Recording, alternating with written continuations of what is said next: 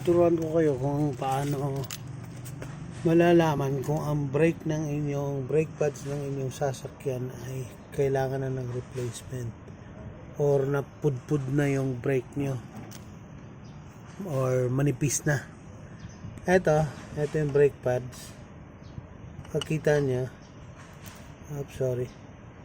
ito makapal pa yung ganyan kasi hindi pa siya lunod sa ibabaw.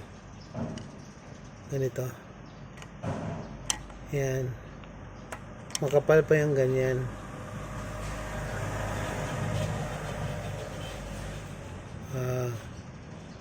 Pag ganyan ang brake nyo, makapal pa yan. So, papakita ko sa inyo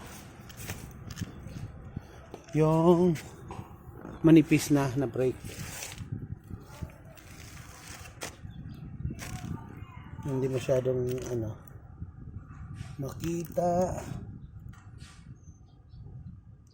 Suglang natin ng konti yung sasakyan. Ito, kitang kita na. Ito po, pag ganito na yung brake nyo, ayun, malalim na. Ayan malalim na. Ibig sabihin, ano na yan, manipis na. Kasi yung sa kabila, makikita mo halos naka-level lang siya. Balikan natin yung sa kabila. Ayan po. Ayan. Konti lang yung medyo malalim na part. Ayan. Sa ilalim. Ayan, halos balance lang siya.